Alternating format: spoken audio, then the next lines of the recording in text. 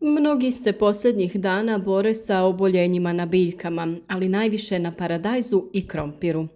Neki su se već toliko razočarali pa su u potpunosti odustali od krompira i u neizvjesnosti čekaju vađenje gomolja iz zemlje. Mnogi očajno traže pomoć i rješenje kako da spase ono što je preostalo. Nažalost, većina se okreće hemijskim preparatima i vjerovatno ih koriste na nepravilan način, što će također ostaviti posljedice. Važno je znati kako i kada se koriste takvi preparati kako ne bi bilo štetno za biljke, a ni za naše zdravlje. Svi koji redovito prate naše videe mogli su vidjeti kako smo posadili krompir. Pokazali smo kako mi pripremamo tlo, ali i obogaćujemo ga hranjivom da bi prinosi bili bolji. Ove godine smo se služili štil motornom kopačicom i za obradu tla, ali odlično nam se pokazala i kod zagrtanja krompira nakon nicanja. Vremenski uslovi ovog proljeća su bili takvi da su se na biljkama kod većine uzgajivača krompira pojavila različita gljivična oboljenja. Ona su se manifestirala na listovima i stabljici biljke krompira. To je rezultiralo propadanjem tih listova, a nažalost i cijelih stabljika. Mi smo nakon što je krompir niknuo uradili tretman protiv bolesti, što je jako bitan korak u uzgoju krompira. Pored bolesti, krompir je pretrpio veliku štetu zbog mraza, pa je prihrana bila jako bitna. Vrlo je bitno sačuvati stabljike i list na biljkama zdravima da bi se proces stvaranja plodova produžio i na taj način da bi se dobili krupniji gomolji i bolji urod. Mnogo smo govorili o preventivnoj zaštiti biljaka, što je druga najvažnija stvar. Prvo je naravno pravilno uhranjena i jaka biljka. U nekim godinama je dovoljna zaštita ekološkim preparatima, međutim, s obzirom na štete koje smo imali prošle godine, nismo htjeli riskirati. Sada kada je cvjetanje prošlo i biljka svu energiju daje u razvoj plodova, to jest gomolja, jako je bitno uraditi prihranu hranjivima na bazi kalija. Pri sadnji u tlo smo stavili dovoljnu količinu hranjiva koje sadrži kalij, međutim biljke na visokim temperaturama ne mogu uzimati hranjiva iz tla, pa je u takvim situacijama folijarna prihrana najbolje rješenje. Ako krompir nije na vrijeme zaštićen, a velika je površina biljke zahvaćena sa sporama gljivica, važno je reagirati na vrijeme. Zelena masa krompirove stabljike ima sposobnost regeneracije, pa samim tim saznanjem shvatamo da nije sve izgubljeno ako odradimo određene korake. Naime, iz stabljika krompira u pazusima listova pušta zaperke, poput paradajza. Ukoliko je oštećena lisna masa, ona se može obnoviti tako što će iz stabljike pustiti zaperke. Ako se odlučite da liječite vaše biljke hemijskim preparatima, važno je da znate karencu svakog od njih. To je period nakon tretmana u kojem se biljka ni njeni plodovi ne smiju konzumirati. Za oporavak biljke bitno je kao prvo riješiti se uzročnika oboljenja. Samim tim to zahtjeva tretman fungicidom. Na taj način ubijaju se spore gljivica i sprječava njihovo dalje širenje. Za to možemo koristiti kvadris koji je učinkovit, ali blažeg djelovanja u odnosu na ridomil kojeg ovih dana mnogi spominju i koriste kod ovakvih oboljenja. Nakon tretmana fungicidom, razvoj bolesti bi trebao biti zaustavljen, te se možemo okrenuti oporavku biljaka. Ključni korak za oporavak ovakvih biljaka je hranjivo. Biljke je potrebno prihraniti zalijevanjem, ali i folijarnom, to jest prihranom preko lista, prskanjem.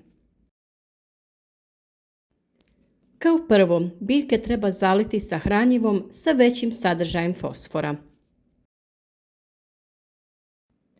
Mi smo u ovom slučaju koristili Vital Power Fos. To je tečno organomineralno hranjivo koje pored fosfora sadrži i dodatne elemente koji biljku stimuliraju.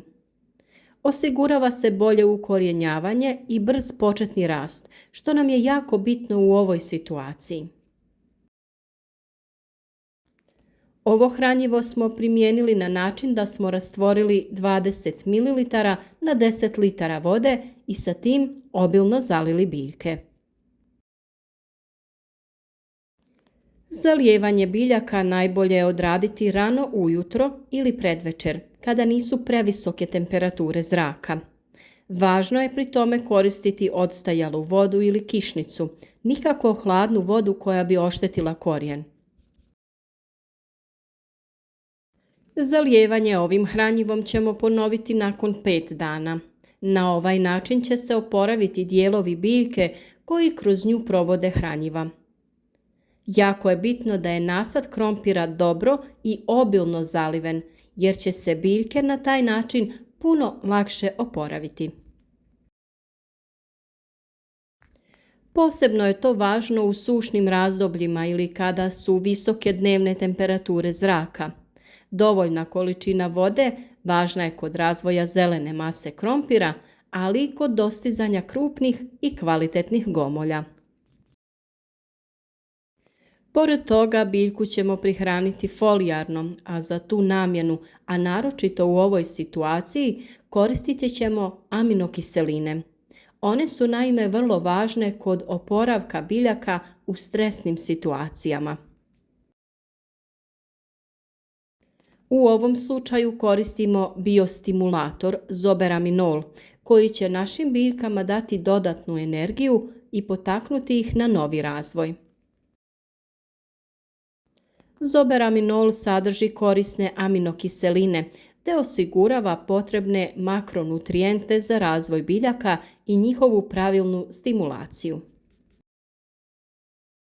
Na 10 litara vode dodajemo 20 ml ovog tečnog hranjiva. Za još bolji oporavak biljaka odradili smo poseban tretman sa Vital Power Copper.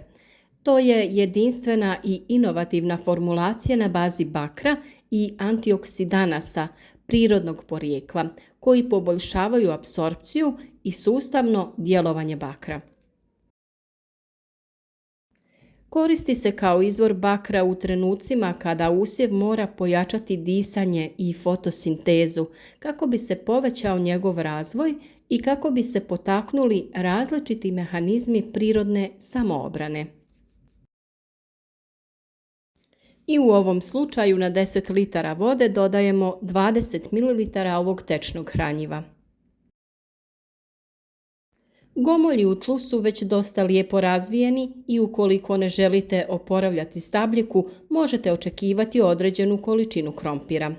Veličina, to jest krupnoća gomolja, nije zadovoljavajuća, ali po potrebi se može vaditi i konzumirati.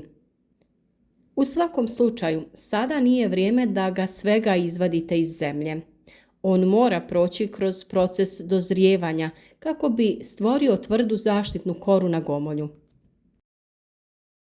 Ostavite ga u zemlji sve dok se ti uslovi ne ostvare. Na taj način će urod biti dugotrajniji nakon vađenja, to jest tokom skladištenja. Nakon što odradimo sve ove korake, biljke treba da nastave sa razvojem. Listovi treba da imaju lijepu zelenu boju i dalje se razvijaju. Vjerujemo da se određene biljke mogu još uvijek spasiti, pa ukoliko nije previše loše stanje, svakako probajte na ovaj način da oporavite biljke u vašem vrtu. Ovakvu prihranu možete da koristite kroz cijelu sezonu uzgoja na svim biljkama u vašem vrtu. Pokušajte pronaći ova ili slična hranjiva i pomozite vašim biljkama. Mi smo odabrali hranjiva proizvođača Zoberbak. U nekoliko navrata smo pomoću ovih proizvoda oporavili naše biljke. Bilo je to u vrijeme proljetnih mrazeva i niskih temperatura, kao i kod ljetnih vrućina i sušnih perioda. Odlično su se pokazala kod profesionalnog plantažnog uzgoja raznih kultura za ostvarivanje većih i kvalitetnijih prinosa. Ovom prilikom zahvaljujemo se uvozniku ovih proizvoda firmi Berry Project što su nam omogućili korištenje ovih kvalitetnih proizvoda kako bi naša proizvodnja bila uspješna.